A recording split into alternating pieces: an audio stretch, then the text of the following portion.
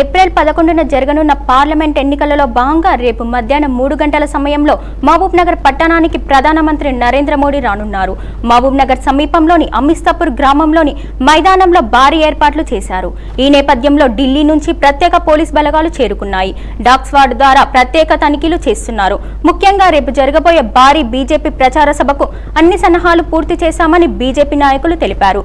మరింత సమాచారం కోసం మా ఏఎన్ఏ ప్రతినిధి జయకర్ సభ స్థలం నుండి మరింత సమాచారాన్ని అందిస్తారు.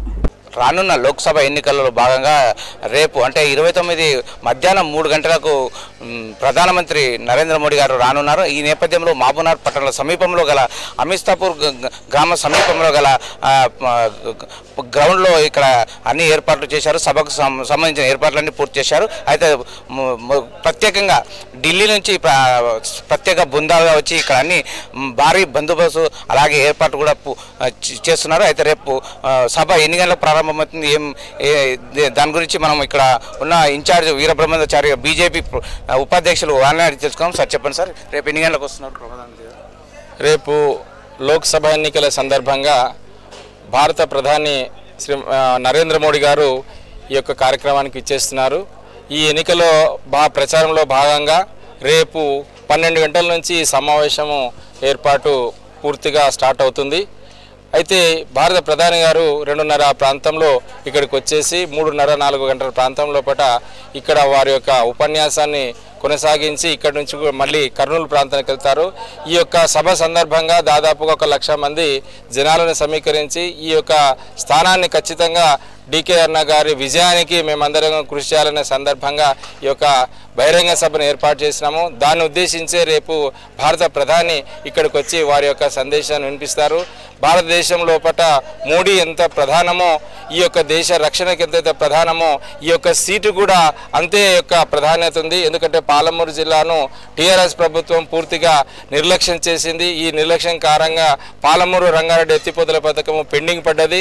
ఈ యొక్క డీకే అరుణ గారి నాయకత్వంలో ఖచ్చితంగా పాలమూరు జిల్లా అభివృద్ధి చెందాలంటే ఈ యొక్క పాలమూరు జిల్లా మరి మంచి వైభవ స్థాయికి ఎదగాలంటే ఖచ్చితంగా ఈ లోకసభ స్థానాన్ని భారతీయ జనతా పార్టీ కైవసం చేసుకోబోతుంది. దాని దిశగానే రేపు మోడీ గారు ఈ యొక్క జన సమీకరణ లోపల ఈ యొక్క ప్రాధాన్యత డీకే అరుణ గారి యొక్క ప్రాధాన్యత ఖచ్చితంగా ఇక్కడ అందరికీ కూడా తెలిసే విధంగా ఖచ్చితంగా ఈ యొక్క జనాలకు ఈ యొక్క భారతీయ జనతా పార్టీ యొక్క ఆవశ్యకత ఈ యొక్క దేశంలో ఉన్నటువంటి పరిస్థితులు కూడా ఖచ్చితంగా దాని యొక్క ఆవశ్యకతను తెలియజేస్తారు. కాబట్టి ఈ యొక్క సభకు అధిక సంఖ్యలో భారతీయ జనతా పార్టీ కార్యకర్తలే కాకుండా భారతీయ జనతా పార్టీ అభిమానులందరూ కూడా ఈ సభకు ఇచ్చేసి ఈ సభను విజయవంతం చేయాలని సందర్భంగా తెలియజేస్తున్నారు. ప్రధానమంత్రి నరేంద్ర మోడీతో పాటు ఇంకా ప్రధాన అభ్యర్థులు ఎవరెవరు వస్తున్నారు? కేంద్ర ప్రభుత్వంలో ఉన్నటువంటి ముఖ్యమైనటువంటి నాయకులే కాకుండా రాష్ట్రంలో ఉన్నటువంటి నాయకులు కూడా ఈ యొక్క కార్యక్రమంలో పాల్గొంటున్నారు. అదే రకంగా ఈ యొక్క కార్యక్రమం లోపల కాంగ్రెస్ నుంచే కానీ టీఆర్ఎస్ నుంచి అధికమైనటువంటి పెద్ద పెద్ద నాయకులు కూడా వలసలు వచ్చి ఈ యొక్క కార్యక్రమంలో జాయిన్ అయ్యే అవకాశము చాలా ప్రధానంగా ఉంది. నిన్ననే చూసినాము ఈ యొక్క టీఆర్ఎస్ మాజీ ఎంపీ అయినటువంటి జితేందర్ రెడ్డి గారు కూడా ఈ యొక్క భారతీయ జనతా పార్టీలో చేరి ఈ యొక్క డీకే అరుణ గారి యొక్క విజయానికి వారు కూడా కృషి చేస్తారని ఈ సందర్భంగా తెలియజేశారు. కాబట్టి అటువంటి పెద్ద లీడర్లు కూడా ఇంకా చాలామంది ఈ యొక్క కార్యక్రమంలో జాయిన్ అయ్యే అవకాశం ఉంది. కాబట్టి భారతీయ జనతా పార్టీకి 100%గా ఈ యొక్క సీటును కైవసం చేసే అవకాశం ఉందని సందర్భంగా తెలియజేశారు. అంటే ఈ రేపు జరగబోయే సభకు ప్రత్యేకంగా కార్యకర్తలకు అలాగే నాయకులకు కానీ మీడియా కానీ ఎలాంటి భద్రత ఏర్పడుతుంది? ఇక్కడ భారతీయ జనతా పార్టీ పెద్ద ఎత్తున ఈ యొక్క సభా వేదికను ఏర్పాటు చేసినాం. ఈ సభలో దాదాపు 1,00,000 మంది కూర్చునే విధంగా సమకూర్చాము. అదే రకంగా మీడియాకు కూడా ప్రత్యేకమైన సెల్ ఏర్పాటు చేశాము. విఐపి గ్యాలరీ కూడా సపరేట్ చేశాము. మహిళలకు కూడా సపరేట్ గ్యాలరీ చేసినాము.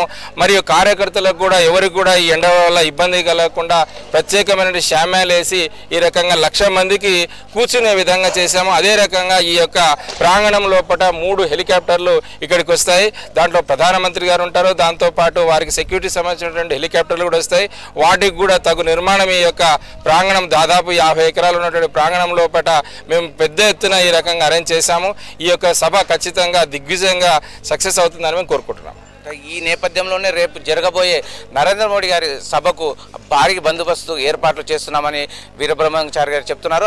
అదేవిధంగా ఎలాగైనా మహబూబ్నగర్ పార్లమెంటు అభ్యర్థిని డీకేఆర్ గారిని గెలిపించే విధంగానే ఈ సభ ఉంటుందని ఇక్కడున్న నాయకులు చెప్తున్నారు. కెమెరా పర్సన్ సమత్తో జయాగర్, ANA న్యూస్, మహబూబ్నగర్.